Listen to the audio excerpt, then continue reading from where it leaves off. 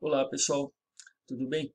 Estou aqui colocando no modo apresentação para nós prosseguirmos com a nossa aula. Muito bem,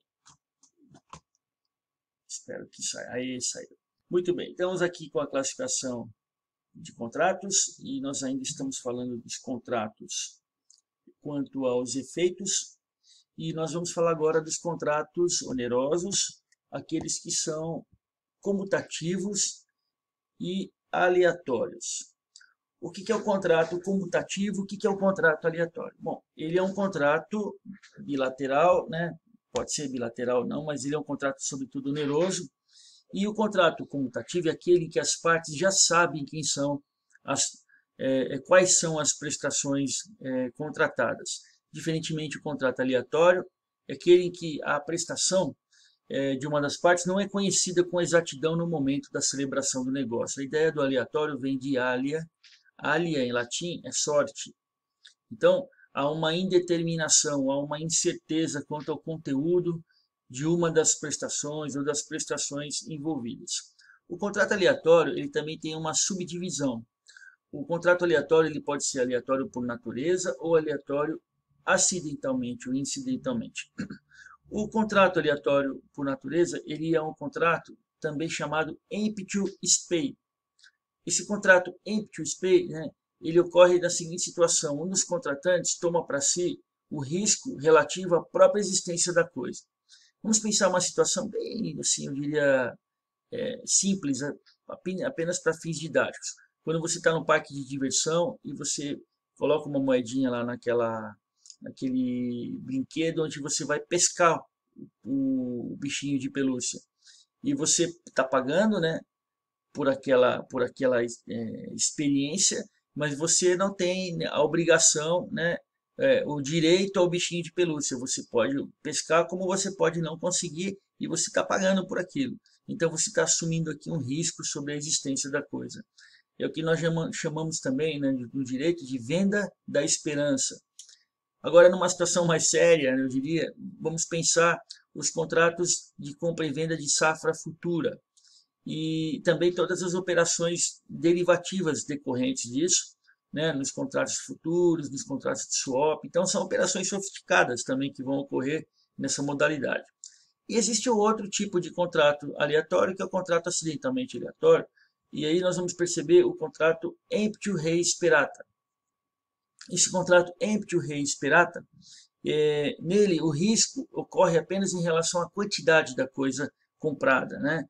Pois já foi fixado, né, pelas partes o mínimo, né, como objeto da negociação. Então é uma venda, né, da esperança com coisa esperada. Você pode assumir o risco quanto à quantidade, mas o objeto, a substância da coisa, ela é assegurada. Nesse aspecto, ela é comutativa. Muito bem. O exercício já falamos da aula passada ou do trecho da aula do último trecho gravado, né? Vamos agora avançar mais um pouquinho para outro critério de classificação. O critério da classificação dos contratos quanto à formação, sendo esses contratos paritários, contratos de adesão ou contrato tipo.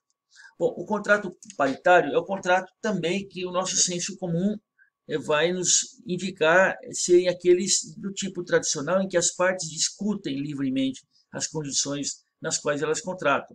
Elas se encontram em situação de igualdade, elas têm um poder de barganhas que nós chamamos de simétrico.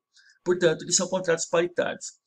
Esse conceito ele vai se contrapor à ideia do contrato de adesão, e esse é um fenômeno mais recente no direito contratual.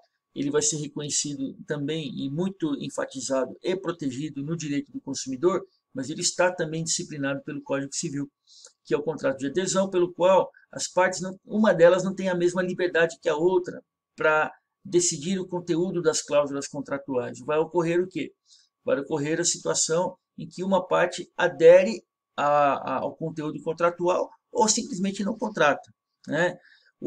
Isso vai ocorrer nos contratos de relações de consumo, muitas delas, o consórcio, o seguro, o contrato de transporte, mas esse contrato está previsto, como eu falei, no artigo 423 e 424 do Código Civil.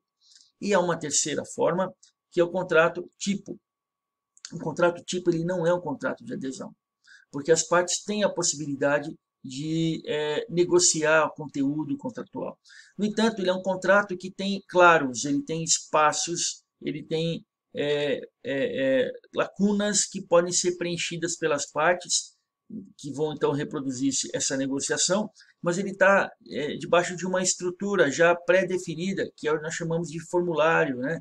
Então ele vai se aproximar porque ele apresenta uma forma impressa, mas ele se difere do adesão porque ele vai admitir a discussão do seu conteúdo. Então vamos pensar em situações de contratos entre empresas mesmo, né?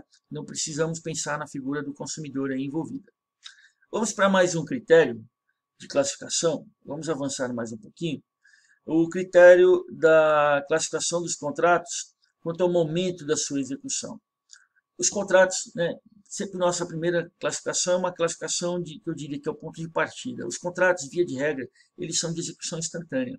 Imagine aí um contrato de compra e venda onde você compra um imóvel, o sujeito vende, existe então a entrega da coisa, o pagamento em dinheiro e o contrato acabou. É uma execução instantânea. A doação, eu faço a doação, o donatário recebe o bem, recebe a coisa, aceita, recebe, acabou. Né? Esse é o contrato de execução instantânea. Existem, no entanto, contratos que são de execução diferida. São aqueles em que são cumpridos, né, em um só ato, mas o momento, né, do cumprimento por uma das partes ocorre num tempo futuro. A execução é diferida, ela é postergada. Pense, né, nos contratos que envolvem aposentadoria, não, previdência privada. Né? As previdências privadas, por exemplo, elas exigem de nossa parte o valor, o aporte. Né? No entanto, o resultado, né, esperado, a contraprestação de todo o sacrifício financeiro que nós realizamos ocorrerá num tempo futuro. Então, é uma execução diferida. Diferentemente do trato sucessivo ou de execução continuada ou contrato relacional. Porque aqui o que nós temos é a reiteração de um padrão, né, de cumprimento de obrigações que se perpetua no tempo. Imagine um vínculo contratual, por exemplo, com uma operadora de plano de saúde. Isso não é diferido, postergado, isso ocorre imediatamente. No entanto, há um vínculo de relacionamento. O contrato de prestação de serviço, por exemplo, de um escritório de advocacia ou de um contador para com a empresa, né? Há uma relação de continuidade. Os contratos que vocês realizam com a universidade, há uma relação de continuidade. Então, a execução desses contratos é de trato sucessivo. O próximo critério é o critério de classificação quanto ao agente. Os contratos podem ser personalíssimos e impessoais, e eles podem ser também individuais ou coletivos. Eu vou falar aqui dos personalíssimos e impessoais. Nós temos um conceito de infungibilidade, né, com relação às coisas.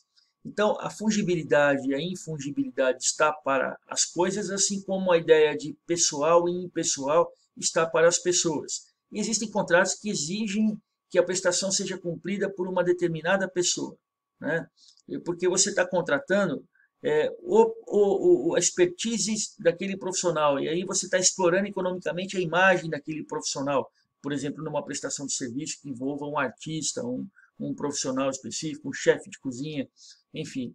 E os contratos impessoais é aqueles em que você vai esperar o resultado, né, da contratação, e não necessariamente a pessoa. Então você manda lá as suas roupas para uma lavanderia, não importa quem vai fazer a lavagem, inclusive são as máquinas que fazem essa lavagem. O que você quer é a roupa lavada. Esse contrato, portanto, ele é impessoal. Essa é a ideia. Bom, nós vamos, por enquanto, né, dar mais uma paradinha, porque eu entendo que esses vídeos curtos, eles são mais didáticos. Vocês também vão ter momentos para refletir, para parar, para discutir, para me encaminhar os seus e-mails. Lembrando que vocês têm, entrou aqui uma propaganda. Lembrando que vocês têm o meu e-mail aqui à disposição. Deixa eu fechar isso aqui e mostrar aqui, ricardobarbosa.plantãodeduvidas@gmail.com, e eu aguardo então a participação de vocês. Até mais.